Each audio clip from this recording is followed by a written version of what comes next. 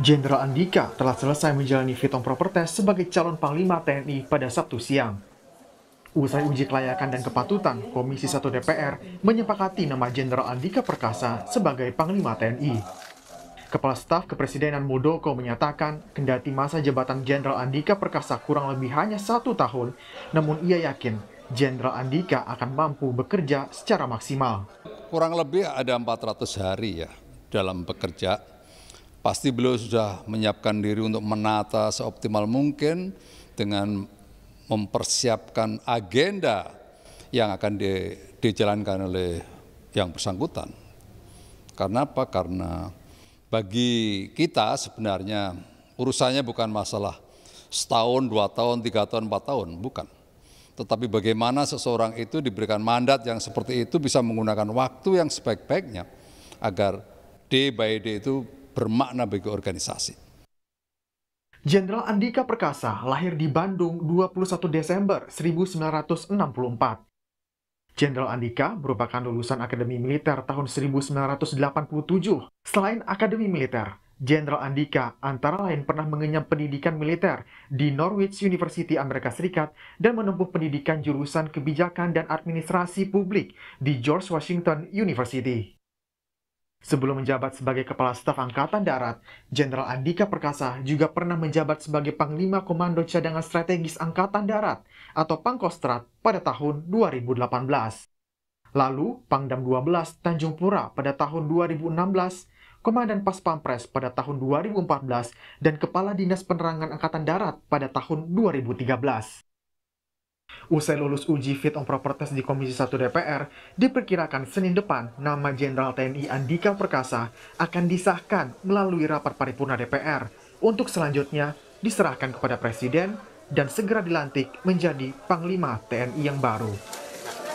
Tim Liputan, Kompas TV.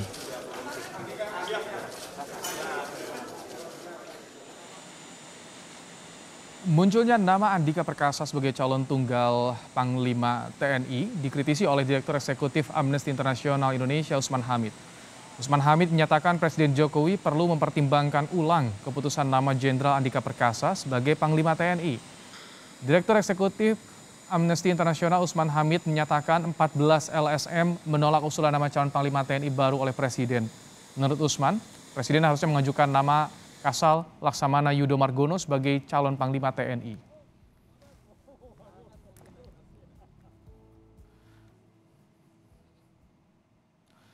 Lalu apa alasan 14 LSM menolak nama Jenderal Andika Perkasa sebagai calon Panglima TNI dan bagaimana tanggapan dari DPR? Kita akan bahas bersama Direktur Eksekutif Amnesty International Indonesia Usman Hamid dan anggota Komisi 1 DPR dari fraksi PD Perjuangan Effendi Simbolon. Selamat sore Mas Usman, Pak Effendi. Selamat sore. Baik, saya ingin ke Mas Usman terlebih dahulu. Mas Usman, jadi apa alasannya 14 LSM Koalisi Masyarakat Sipil ini menolak nama Jenderal Andika Perkasa? Ya tentu yang pertama tidak ada urusan sama, melainkan urusannya rotasi matra atau rotasi angkatan di dalam TNI yang seharusnya diperhatikan oleh Presiden ketika mengangkat seorang Panglima TNI. Rotasi itu artinya seandainya sekarang Panglima TNI-nya merupakan Panglima TNI yang pernah menjadi Kepala Staf Angkatan Udara atau berasal dari Angkatan Udara, dan sebelumnya pernah juga ada dari Angkatan Darat misalnya, maka rotasi yang dimaksud oleh Undang-Undang TNI itu ada mestinya dijabat oleh Kepala Staf Angkatan Laut. Itu yang paling pertama. Jadi tidak ada urusannya dengan nama. Dan rotasi untuk mengangkat Panglima TNI dari Kepala Staf Angkatan Laut ini juga sangat karena basis pertahanan negara yang telah digariskan oleh Undang-Undang Nomor 3 Tahun 2002 negara adalah pertahanan berdasarkan konfigurasi wilayah negara Republik Indonesia, yaitu negara kesatuan. Dan itu strategi pertahanan udara, strategi pertahanan maritim itu sangat diperlukan. Dan karena itu kita memerlukan seorang yang memiliki cakrawala berpikir tentang kedirgantaraan kemaritiman di dalam membangun postur pertahanan Indonesia menghadapi tantangan geopolitik atau geostrategis di tingkat regional maupun juga di tingkat global. Misalnya ketegangan Laut Cina Selatan atau Samudra Hindia di mana terjadi sejumlah ketegangan atau upaya perebutan dari negara-negara adidaya. Jadi seharusnya Presiden Jokowi memperhatikan norma-norma Undang-Undang Pertahanan Negara dan juga Undang-Undang TNI mengenai dasar pertahanan negara dan juga perlunya di dalam mengangkat seorang Panglima TNI. Itu adalah alasan utamanya. Baik, jadi soal rotasi angkatan ya, rotasi matra ya, Mas Usman? Itu salah satu alasan utamanya. Tentu alasan lainnya adalah pertimbangan hak asasi manusia. Saya kira di dalam pasal 3 Undang-Undang Pertahanan Negara juga dijelaskan bahwa hakikat pertahanan kita atau dasar pertahanan negara kita harus memperhatikan prinsip-prinsip demokrasi dan juga hak asasi manusia. Dan karena itu orang yang katakanlah ingin diberi amanat untuk memegang jabatan strategis atau jabatan komando tertinggi di lingkungan TNI harus dengan memperhatikan aspek demokrasi dan juga norma-norma hak asasi manusia. Nah, kita tahu bahwa Jenderal Andika dalam kapasitasnya sebagai pribadi Mas masa lalu juga terimplikasi dalam kasus pelanggaran hak asasi manusia. Misalnya kasus pembunuhan T2 pada tahun 2001. Masalah ini telah mendapat perhatian luas ketika itu di sejumlah pemberitaan. Juga saya kira kinerja dan masa kepemimpinan selama di TNI AD juga tidak ada yang terlalu menggembirakan. Beberapa ada.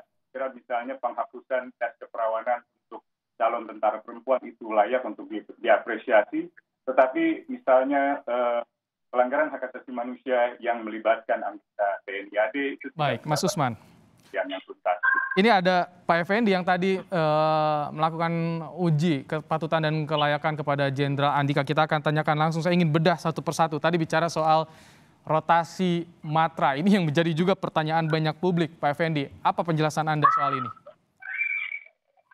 Ya, saya kira tidak relevan ya, karena itu bukan keharusan. Jadi sangat relatif dan itu bunyinya juga dapat. Jadi sangat tidak beralasan kalau ada pihak yang mempersyaratkan itu mutlak harus dilakukan oleh Presiden dalam pengajuan nama ke DPR. Karena prinsipnya mereka itu kan satu kesatuan TNI ya, yang terdiri dari 3 matra. Jadi tidak itu menjadi esensi keharusan dalam undang-undang juga bunyinya tidak dikatakan harus. Dapat gitu. Jadi saya kira Saudara Usman juga harus clear itu membacanya. Nah, kemudian tidak juga keharusan Presiden mengusulkan bahwa itu bergiliran karena dan sebagainya alasan. Ini poinnya bukan berdasarkan giliran kematraan, tetapi bagaimana Presiden memandang bahwa kebutuhan saat ini dan saat yang akan datang itu seperti apa yang diharapkan sebagai institusi yang berfungsi untuk menjaga kedaulatan negara baik ke dalam maupun keluar. Jadi dalam visi misi tadi yang sebenarnya visi misi itu ada di dalam visi misi TNI dan itu sejalan dengan visi misi negara yang diamanatkan ke TNI, itu sangat clear dan poinnya jelas. Ada 8 fokus dalam target yang akan menjadi perhatian prioritas dari calon Panglima kami lakukan fit and proper tadi. Baik Pak Effendi, jadi artinya soal di undang-undang soal rotasi matra ini bukan keharusan, tapi ini bisa dijadikan pertimbangan ya Pak Effendi. Tapi tahan dulu Pak Effendi, jangan langsung dijawab. Pak Usman juga tahan dulu, kita akan jeda sejenak, nanti kita akan kembali lagi dalam program Kompas Petang. Pemirsa, jangan kemana-mana, tetap bersama kami di Kompas TV.